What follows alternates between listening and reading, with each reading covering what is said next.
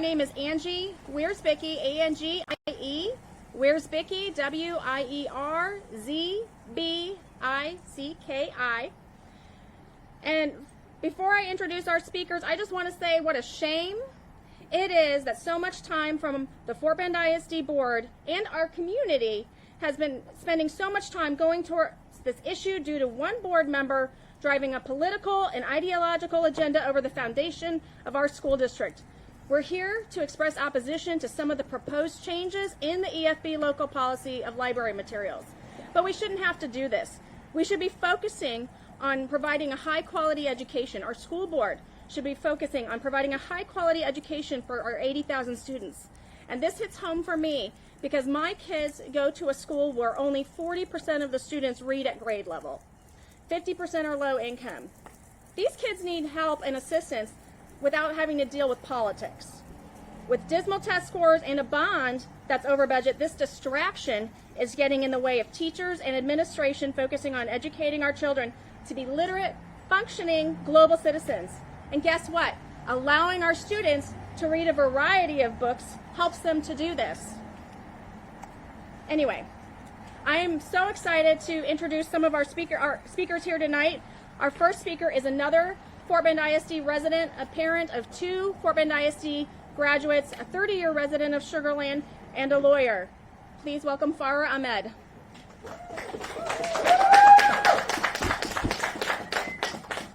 Hello, my name is Farah Ahmed. My name is spelled F-A-R-H-A, last name A-H-M-E-D. As it's mentioned, I have lived in this district for over 30 years. I proudly put my kids through Fort Bend ISD. They've gone through elementary school, middle school, and high school. And I really, at this time, cannot understand, in the age that we are trying to get more parents to participate in what their kids are doing, to participate in the school system, we are now having the school board pass a policy that would basically freeze out and ice out parents. This does not make sense at all. In fact, the district wants to make sure that whatever books your kids are reading are not even being looked at by librarians, by parents, but a decision is made by one person, the superintendent. And and there's nothing really there to really bring in the parents to be more involved. And I can't understand, the superintendent, I'm assuming, has a lot on their plate. And I think it would be very difficult to make an assumption that the superintendent would be reading all these books before they make a decision. There's no reason not to have parents and librarians involved. There's already a committee doing that. And there's a decision being made that for whatever reason that committee is not being effective, and that it would be better to give the decision to one person again. Again, this is beyond any kind of common sense. As a parent, we cannot understand why this is happening. If you look at the other school districts that are trying the same thing, they're getting spotty results. There's overreach. They're banning books that are iconic, classic books for kids to read that all of us have read when we went through high school. And they're making this decision almost in a way that has no common sense, but it looks like that they're making these decisions based on someone's personal sensitivities. And that's not really how we run a school district, is where one person makes that decision. No one has ever showed us that a child reading a book cover to cover has become a juvenile delinquent. We are encouraging kids to read books that have diverse views, and this is something that we really impress upon our educational system. I think it is absolutely wrong to keep parents and teachers and librarians out of the decision-making process and giving it to one person. Thank you. Thank you, Farah. Next up, I'd like to introduce Tracy Marlowe, one of our esteemed Fort Bend ISD librarians.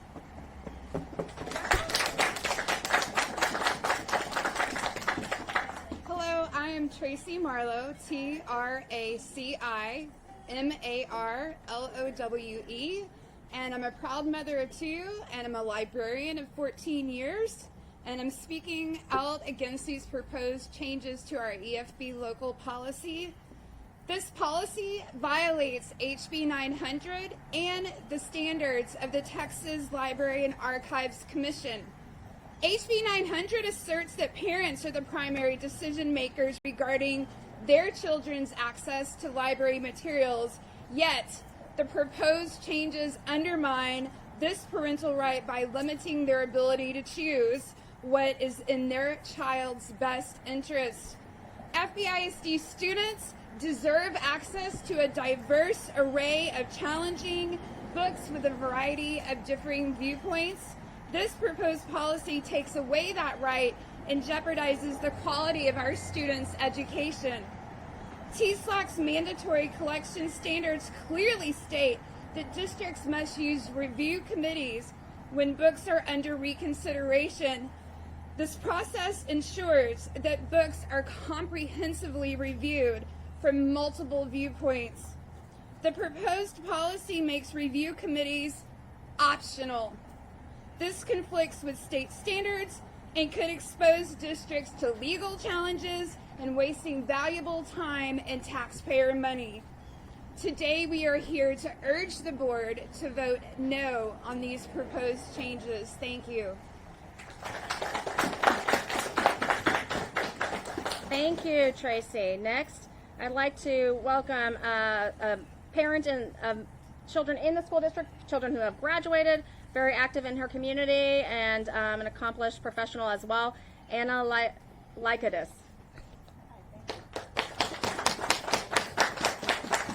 Thank you, Angie.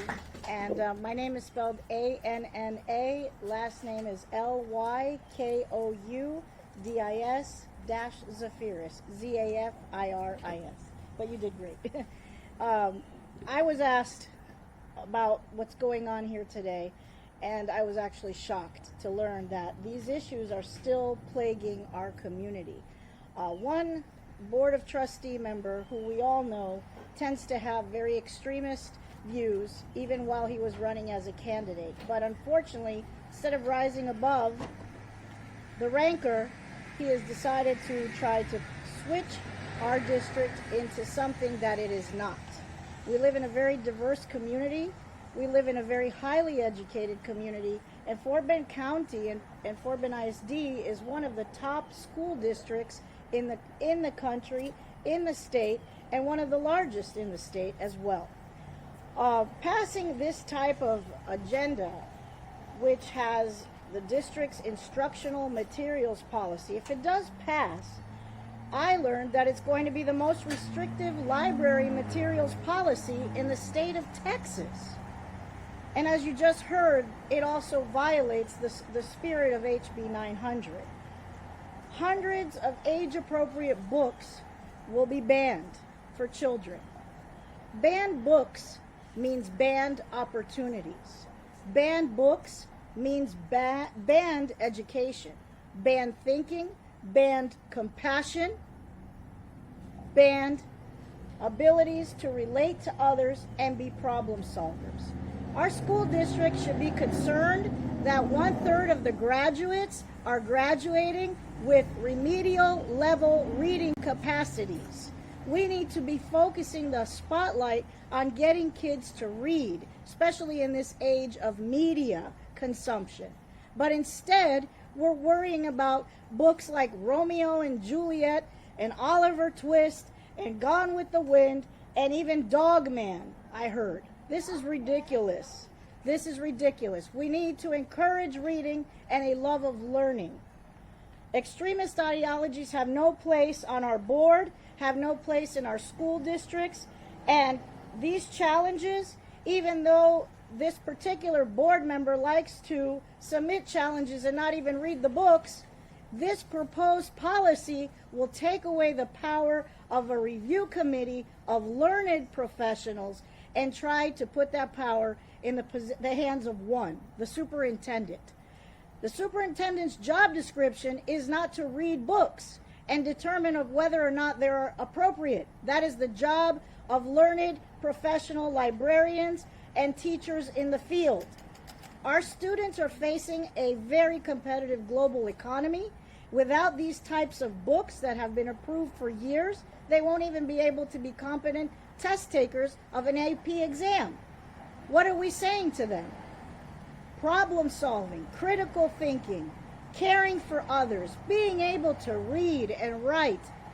Those are traditional and fundamental skills, and I think that if this board goes ahead and approves this type of policy, we are definitely headed in an extremist direction. And elections have consequences. I hope everyone's paying attention for the sake of our kids. Thank you.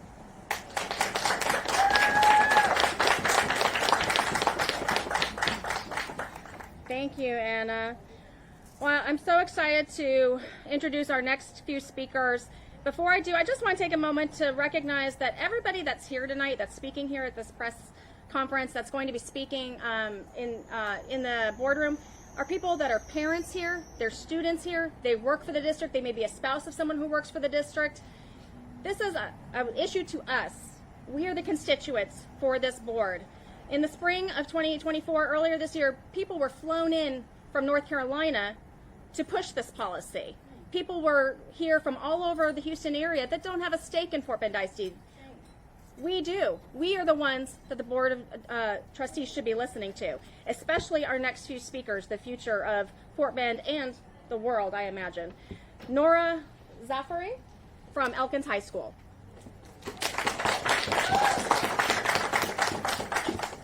Hi, my name is Nora Zafari, Noora, last name Zafary. I'm here to speak on this new policy that's being instituted. I think to remove these books without properly reviewing them and in-depth review of them, to remove any violent tendencies and to remove any negative influences it might have on your child, you're also removing the lessons that your child can learn from it. For example, from The Outsiders, even though this book contains many scenes of graphic violence and graphic depictions involving death scenes even, you're learning valuable stories from overcoming violence and overcoming your upbringing. However, by removing these books from your curriculum in your public libraries, you're also removing your child's access to iconic books and to the proper education. Wonderful, wonderful. Our next speaker is also from Elkins High School, Druzi Patak. Good afternoon. My name is Druti. That is spelled Dhruti, last name Pathak, Pathak. I am a Fort Bend ISD student as well as avid reader, and I think that this policy change is disgusting, and I cannot believe that we've reached this point.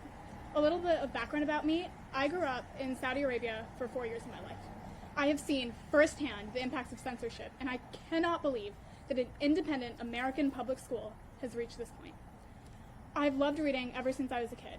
In my elementary school, I led a book club, but once again, Saudi Arabia, it was a bit interesting.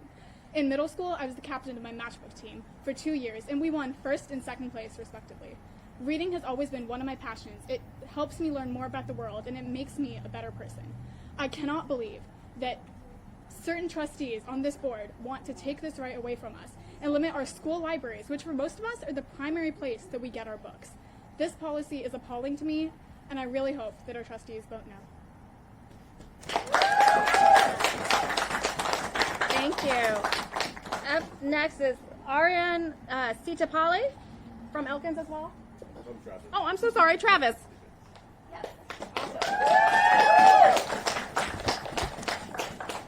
As students, we shouldn't have to worry about the kinds of books that we're reading. We shouldn't have to worry about, let me introduce myself first. My name is Aryan Sitapali, spelled Aryan Seetepalli. As students, we shouldn't have to worry about the kind of books that we're going to be able to read. We shouldn't have to worry about if we can read the same books that will appear on our AP exams, our EOCs, and our STAR tests. But this extremely vague policy could ban even the most famous and widely read books, like Diary of a Wimpy Kid, Captain Underpants, and Romeo and Juliet. Even books currently used in instruction, like this one, Outliers, have a large possibility of restriction from ever being used again. These books are important to our even more important education, which shouldn't be undermined by the efforts of one trustee to censor whole genres of media. Thank you. Thank you. Wonderful, wonderful. And our last speaker is another student from Travis, Jason Bogath from Travis High School. My name is Jason Bogath, spelled Jasonbogath.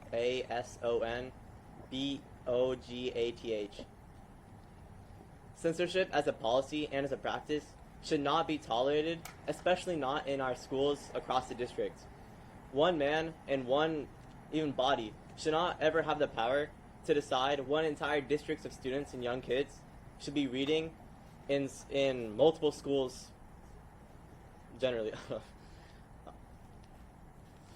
This is why I oppose the new policy that would ban young children from even knowing about books such as Dogman and Romeo and Juliet to save knowledge.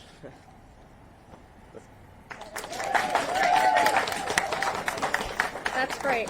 Did I miss anybody that had planned to speak? I know we have a lot of speakers that are coming to the board meeting tonight. Monica, are you pointing at someone? No. Okay. We also have a lot of speakers that are planning to come tonight to the board meeting. And I just wanted to say thank you again for all of our brave speakers. And maybe this is the first time you've done this, so thank you, especially to our future. In closing, I just want to reiterate, our children deserve a high-quality education, one that helps students develop their humanity and become informed, compassionate, and productive members of their communities. Their education should not be sacrificed by individuals looking to score political points and pander to political extremists. Trustees must uphold their commitment to being a steward of the community and doing what is best for all students. Do the right thing, Fort Bend ISD. Do not pass this policy as is tonight. Thank you. Yeah,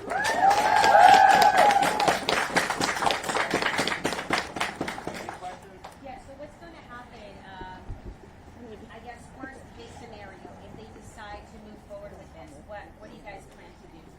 Worst case, I need some backup here. Worst case scenario. There you We're go. going to protest, and we're going to get ready for the next election, because one big problem we have, if I may, is that in May, when the Fort Bend ISD school board elections are happening, we have a very dismal set of voters.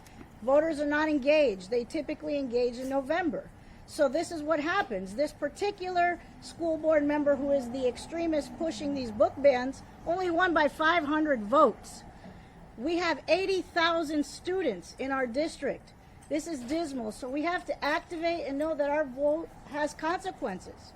Absolutely, and I believe if this passes tonight, we will make sure that in the May elections there will be change, and that this policy can get changed as well again.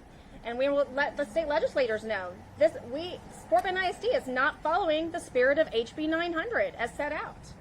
And that doesn't foreclose any legal actions that we may have. If they're not following the law, there may be legal consequences. We have to protect our students. Now, this might be a question for you might know a little bit more, but are all these books, are most of these books already pre-approved by the TEA anyway, or? TEA doesn't approve books. They leave that up to the professionals with master's degrees. We use a variety of sources to vet books, including peer-reviewed journals and awards. The publishers and the reviewers give recommended age guidelines, which we follow as well. And so this is how we select books. It's not like we're just hopping on Amazon and willy-nilly picking a bunch of books. Are you all okay with the current policy as it is right now, or does that need to change? Yes, the current policy was approved a year ago last April. And it does comply with HB 900, and it does comply with the TSLAC guidelines, and there's absolutely nothing wrong with it. This new proposed policy is an overreach. So what does the current policy say? How does that work? Well, the current policy gives us just the standard guidelines for, well-reviewed, all the different criteria for the books. It also gives us the reconsideration process, which is 5 to 7 members made up of a variety of librarians, teachers, administrators, etc., come together and read a book in its entirety and have deep conversations about it. It has all the standard things that most school districts have.